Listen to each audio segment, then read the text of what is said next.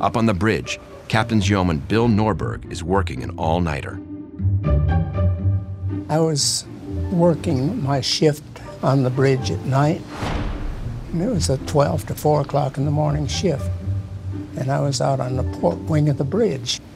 And out there, it just so happened, the general quarters buzzer is out there.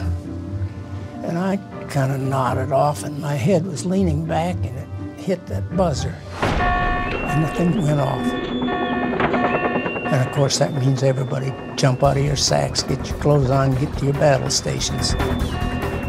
Around the ship, the crew jumps into action. Men roll out of bunks and grab for helmets.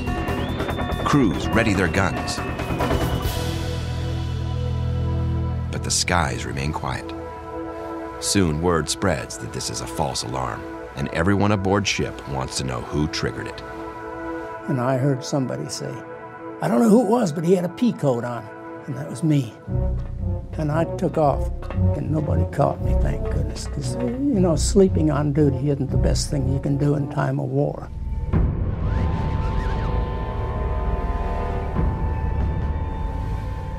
At roughly 6 a.m. on the morning of April 12th, the men of the Big E and her task force notice a completely unexpected sight in the distance.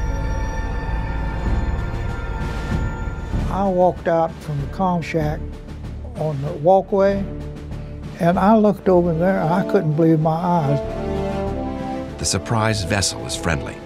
It's their sister carrier, USS Hornet, but she's carrying mysterious cargo.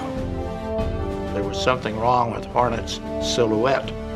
What was wrong with it is the flight deck was half covered with these big, strange-looking airplanes that were not painted Navy colors, and they weren't naval aircraft. And they finally figured out they were B-25s, and they had Army camouflage painted on them. The Army B-25s are here to make a bombing run on the heart of Japan. Target: Tokyo and other industrial centers around Japan. Objective: take out factories and munitions plants and demoralize the enemy by assaulting our homeland. Strategy: attack with 16 B-25 bombers launched from USS Hornet. I don't like to use the word revenge, but sure. I mean, there was some revenge that they wanted to get some back. You know, they were mad. And they weren't stand for it then, and we don't stand for it now. You know, you reach out and you hurt us, we're coming after you. And you know what? There ain't a damn thing you can do about it.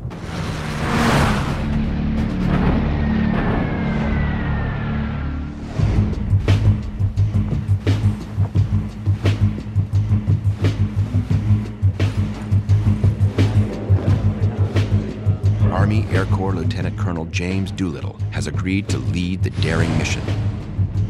And he's chosen the B-25 as the aircraft on which to trust his life. The North American Mitchell B-25B is a twin-engine medium bomber with a range, depending on bomb load, of about 1,300 miles. It's typically manned by a crew of 5 and can deliver up to 5,000 pounds of bombs.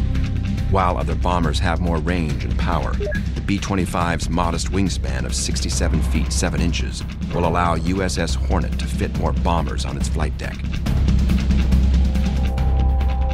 The plan is for the carrier to get Doolittle's bombers within striking distance of Japan. They will then launch, bomb Tokyo and their other targets, and continue on to land in friendly remote Chinese territory. Since Hornet's normal defensive aircraft must be stored below deck to make room for the Mitchells, Enterprise and her task force will go along to protect the Hornet if she is attacked. We were all thrilled, but we were scared to death. We said, this is a suicide mission. In order to ensure that Doolittle's bombers have enough fuel to reach the designated landing area in China, Hornet and Enterprise need to get the planes within 400 miles of the Japanese mainland. But bad luck intervenes. We ran across this little, what we thought was a fishing boat. Turned out to be a patrol boat. We didn't pick it up on our surface radar, it was that small. Cruiser Nashville went out with her 6-inch battery and sank this thing. And we thought, well, maybe we got away with it. But Radio Pearl Harbor actually intercepted a message reporting warships. So they had to launch, and they had to launch right then and there. There was no turning back. The carriers are 650 miles from the Japanese mainland. It means Doolittle and his men might not have the fuel to make it out safely. They choose to go anyway. At 8:20 a.m., on the cold, damp, and blustery morning of April 18th, 1942, the B-25 Mitchell bombers prepare for takeoff. High wind, high seas, carrier racing 30 knots, pitching and bucking like a Bronco, about 25 knots headwind. Wind on the flight deck of the carrier's 55 knots. The pilots have more to worry about than the weather. Carriers like Enterprise and Hornet weren't designed to launch planes this heavy.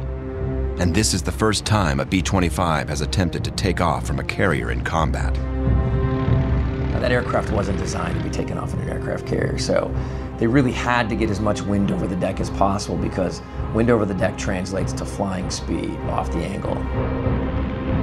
Once the bombers are speeding down the flight deck, there's only two places they can end up. With enough speed, they'll be in the sky. Too slow, and they'll be in the sea. Taking off in a high wind, high sea environment is always tricky. Your number one priority right there is going to be making sure that the aircraft is lifting off the end of the deck when the bow is high. Making it even more difficult, the bombers have been stripped of all non-essential items to make room for more fuel and bombs. They're even heavier than usual.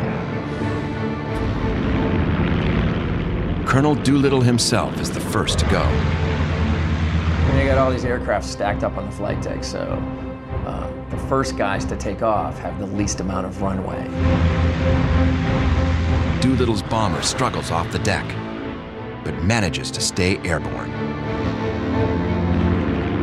And the second one to go off almost dipped into the water.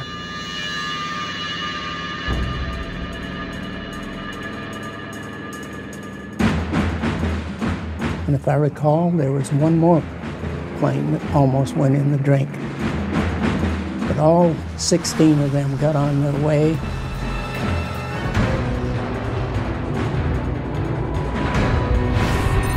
Four hours after launch, the bombers finally reach their targets. Despite enemy flak, each plane drops 2,000 pounds of hell into the heart of the Japanese homeland.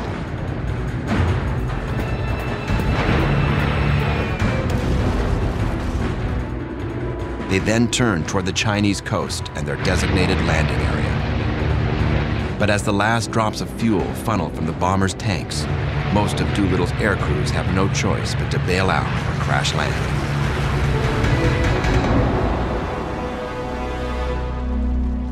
Three crewmen perish in the process. 8 are captured by the Japanese. The physical damage done to Japan has been negligible, but the psychological impact is truly significant on both sides of the Pacific. It was